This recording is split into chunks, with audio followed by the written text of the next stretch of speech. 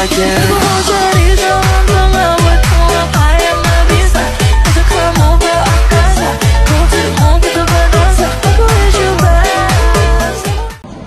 Perkenalkan, nama saya Prameswari Jila Dewi, nomor absen 29. Halo semuanya, perkenalkan nama aku Alia Mursila Octavia, absen 5. Halo semuanya, perkenalkan nama aku Indah Lestari dari absen 19.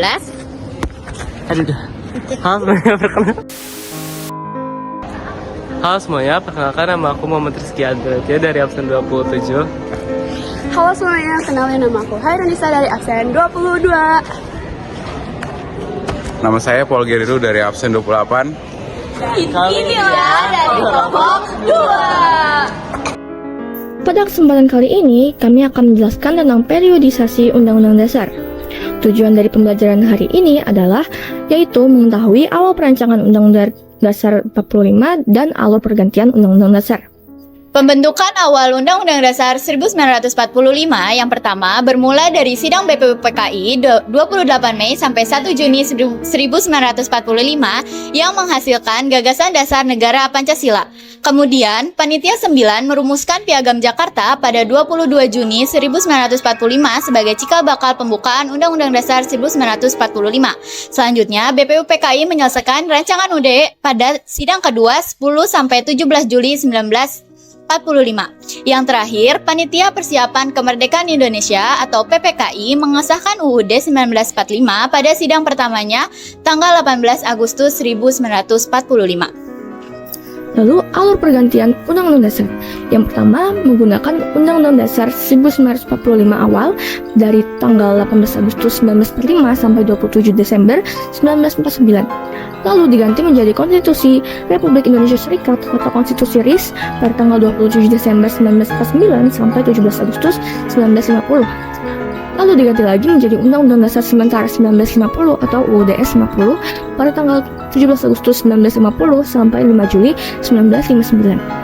Dan diganti lagi menjadi Undang-Undang Dasar 1945 pada masa Orde Lama dan Orde Baru, lalu diamandemenkan menjadi Undang-Undang Dasar 1945. Undang-Undang Dasar 1945 pada periode ini hanya berlaku singkat, yaitu kurang lebih 4 tahun, karena pada akhir 1949 Indonesia memasuki bentuk negara baru. Sistem pemerintahan presidensial. Kekuasaan presiden sangat kuat. Presiden sebagai kepala negara sekaligus kepala pemerintahan. DPR belum terbentuk sehingga kekuasaan legislatif sementara dipegang oleh presiden bersama KNIP, Komite Nasional Indonesia Pusat. Konstitusi RIS 1949. Periode ini berlangsung 27 Desember 1949 sampai 17 Agustus 1950. Setelah konferensi meja bundar, Indonesia berbentuk Republik Indonesia Serikat atau biasa kita singkat dengan RIS. UUD yang dipakai adalah Konstitusi RIS 1949. Isi pokoknya apa aja sih? Yang pertama, bentuk negara federal yang terdiri dari 16 negara bagian. Yang kedua, bentuk pemerintahan republik dengan sistem parlementer. Dan yang ketiga, presiden hanya sebagai kepala negara, sedangkan kekuasaan pemerintahan dijalankan Perdana Menteri dan Kabinet. Terus, ada 2 lembaga pemerintahan. Yang pertama, DPR yang berfungsi untuk mewakili rakyat, dan yang kedua ada Senat yang berfungsi mewakili negara bagian. Konstitusi ini juga memuat jaminan hak asasi manusia. Namun, bentuk federal ini tidak sesuai dengan keinginan rakyat. Pada akhirnya, 17 Agustus 1950, RIS dibubarkan, dan Indonesia kembali ke Negara Kesatuan Republik Indonesia dengan UUDS 1950 atau Undang-Undang Dasar Sementara 1950. Undang-Undang Dasar Sementara 1950 atau biasa disebut UUDS 1950. Yang pertama, saya akan bahas mengenai latar belakangnya terlebih dahulu. Setelah konferensi meja bundar atau KMB pada tahun 1949, Indonesia berbentuk Negara Republik Indonesia Serikat atau RIS dengan Konstitusi RIS 1949. Bentuk negara serikat ini menimbulkan banyak permasalahan karena tidak sesuai dengan cita-cita persatuan bangsa Indonesia. Akhirnya, Pada tahun 1950, 17 Agustus, Indonesia kembali ke bentuk Negara Kesatuan Republik Indonesia atau NKRI.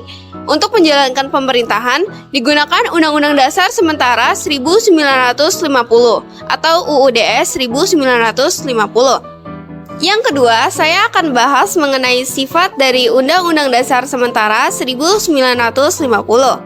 UUDS 1950 ini sifat sementara, hanya dipakai menunggu dibuatnya Undang-Undang Dasar yang tetap oleh Konstituante.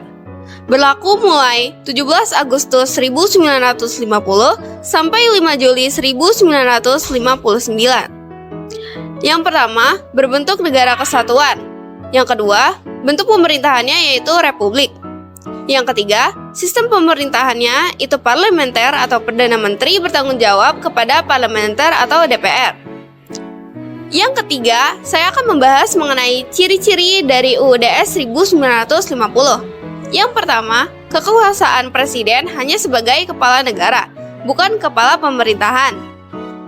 Yang kedua, pemerintahan dijalankan oleh Perdana Menteri dan menteri-menteri yang bertanggung jawab kepada DPR. Yang ketiga, presiden dan wakil presiden dipilih oleh DPR dan Senat dalam sidang bersama. Yang keempat, sistem pemerintahan bersifat multipartai sehingga kabinet sering jatuh bangun. Kemudian yang kelima adalah menetapkan hak-hak dasar manusia atau mirip dengan hak asasi manusia. Yang keempat, saya akan membahas mengenai kelebihan dari UUDS 1950 ini. Mengatur secara jelas tentang hak asasi manusia, memberi ruang bagi rakyat melalui partai politik untuk berpartisipasi dalam pemerintahan. Selanjutnya adalah mengenai kekurangan dari UUDS 1950. Sistem parlementer menyebabkan kabinet tidak stabil atau sering berganti dalam waktu singkat. Perbedaan kepentingan antar partai politik menyebabkan pemerintah tidak efektif, tidak berhasil mewujudkan konstitusi melalui konstituante. Berakhirnya Undang-Undang Dasar Sementara 1950. Karena kegagalan konstituante melalui UUD baru, situasi politik tidak stabil. Presiden Soekarno mengeluarkan dekret Presiden 5 Juli 1959 yang berisi: yang pertama, membubarkan konstituante. Yang kedua, menetapkan kembali UUD 1945 sebagai dasar negara dan UUD yang berlaku. Kemudian yang ketiga adalah tidak berlakunya UUDS 1950. Undang-Undang 1945 Orde Lama dan Orde Baru. Orde Lama 1945 sampai 1966, masa Soekarno.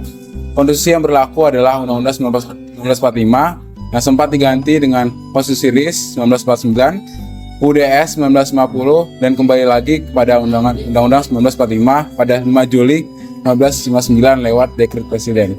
Ciri penerapan Undang-Undang 1945 di Orde Lama yaitu bersifat demokrasi terpimpin, di mana Presiden yaitu Soekarno memegang kekuasaan besar. Lembaga negara lain seperti DPR, MPRS, MA, BPK cenderung berada di bawah kendali Presiden. Penafsiran Undang-Undang 1945 banyak ditentukan oleh Presiden. Tapi Pancasila dan Undang-Undang 1945 dijadikan dasar negara. Tapi dalam praktiknya sangat dipengaruhi ideologi politik, misalnya itu Nasakom, nasionalis, agama, dan komunis. Yang kedua ada masa Orde Baru, yaitu pada tahun 1966 sampai 1998 pada masa Soeharto. Konstitusi yang berlaku tetap Undang-Undang 1945. Ciri penerapan Undang-Undang 1945 di Orde Baru yaitu sering disebut sebagai masa demokrasi Pancasila, tapi dalam praktiknya lebih ke arah otoriter. Undang-Undang 1945 dijadikan sumber legitimasi kekuasaan Soeharto, tapi tafsirnya sangat terbatas. Pokoknya Undang-Undang 1945 jangan diubah. DPR atau MPR hanya bersifat jadi stempel kebijakan pemerintah. Pemilu rutin dilaksanakan setiap 5 tahun, tapi tidak demokratis karena dikontrol ketat oleh pemerintah. Penekanan besar pada stabilitas politik, pembangunan ekonomi, dan sentralisasi kekuasaan. Lalu perbandingan singkat Orde Lama dan Orde Baru, yaitu sama-sama demokrasi terpimpin, Presiden Soekarno dan Soeharto sama-sama sangat dominan.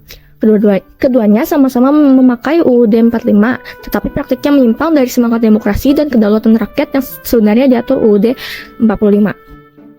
Setelah amandemen UUD 1945, istilah batang tubuh diganti menjadi pasal-pasal, dan struktur konstitusinya mengalami perubahan yang signifikan. Strukturnya adalah sebagai berikut. Yang pertama terdiri dari 20 bab, yang kedua terdiri dari 73 pasal, yang ketiga 194 ayat, yang keempat 3 pasal aturan peralihan, dan yang kelima adalah 2 pasal aturan tambahan. Amandemen UUD 1945 adalah salah satu upaya yang penting untuk memastikan bahwa konstitusi Indonesia tetap relevan dan dapat mengakomodasi perubahan zaman. Melalui 4 kali amandemen yang telah dilakukan, konstitusi telah mengalami perubahan yang signifikan, mencerminkan semangat demokrasi, hak asasi manusia, dan otonomi daerah.